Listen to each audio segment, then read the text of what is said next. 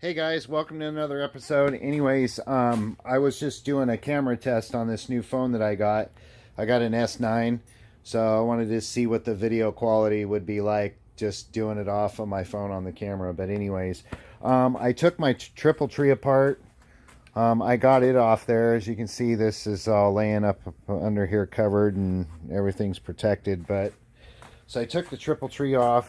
You can kind of see in there. Here's the bearing. The bearings actually don't look too bad. I mean, they were clean in there. You can see the race in there. There's no like burrs or anything in here. Somebody was actually servicing this bike, I think, because it's really clean in here for it being 35 years old. I mean, well, actually it'll be almost 36. And this bike was actually put out on the 4th. It says the 4th down here. In 1983, so that'd be April. But anyways, you can see if somebody actually did a rebuild on this, I don't know, but the race is in there. So anyways, what I did is I took the triple tree off and I removed the bearing and the race off of here. Or actually, this is just the bearing. I kind of cut it a little bit to loosen. Couldn't get it to move, so I could notch that in there and spray some lubricant down in there to get it to spin, and then I could pound it off and it came out with no problem. And this was actually the bearing off of my hub, so you can see that there's no rust in there or anything. I mean, there's a little bit of rust in there, but there's no marking per se. You know, I mean, there's a little bit of stuff on there, but there's no discoloration or anything on that bearing. And basically what I did is, here's my triple tree. I pounded it off of there. You have to be real careful that you don't, it kind of got into this a little bit, but I'm just going to clean that up on the edges a little bit with the rasp or a file, which is right there. I'll clean it up. But, and also, you guys, earlier in my videos that I had, this stop was completely busted off, and my buddy Heath welded this back on here. There was no piece. I got it off of eBay with this broken off, and basically he rebuilt this and put this back on here and match this one here. But basically what I'm going to do is I'm going to take some of my aircraft stripper and I'm going to strip this all down, and I'm going to clean this up and get it all clean. But when you guys are taking these off, be very, very careful that you don't damage or get into the neck of this thing right here. You can see where I kind of put some scratch marks in there. Just a rub mark, basically, on there from a screwdriver. So, but you want to be very careful when you're doing this, removing that stuff off of there, that you don't damage anything, and just be careful. So basically what I did is I cleaned up my hub. And I got the hub all cleaned up, nice and cleaned up. And basically all I did was I took some brake clean and some hot water and dishwashing liquid, some Dawn, and I cleaned it up in there to make it look really nice. So basically here, there's some a little high spots and low spots in here on one of these.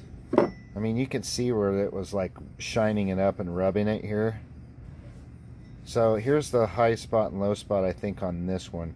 I mean, it ain't too bad. I just would have rather used a new hub if I could have got the correct one. Like mine was a 5mm, and I got a little scar right here. I don't know what that's from, but I got a scar there. Maybe it was from somebody earlier on and doing a service on it or whatever, but changing the bearings out. But there's no high spots there, there's no divots, it's just a rub mark.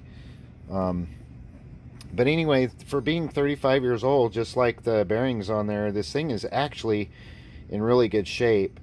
So I just cleaned it up, and what I'd like to do is I got to get this all prepped, because this is going to go to the powder coaters. I don't know what I'm going to do with this yet. I might go ahead and respray this, but this is for the brake.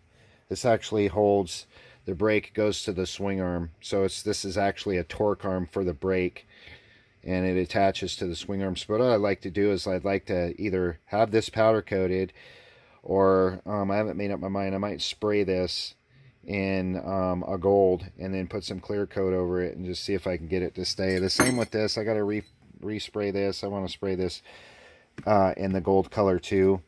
And this, I'm going to have this powder coated, but there's a lot of prep work to be done. I got to, you know, tape up all this, all these holes. This has got to be covered and whatnot. But so that's where I'm at right now with the build. So I just want to get this thing done. So I'm just going to get to it and get this thing cleaned up. You guys have seen videos before me putting an aircraft stripper on there, so I don't want to bore you with that scenario. But anyways, I'm trying to get everything done.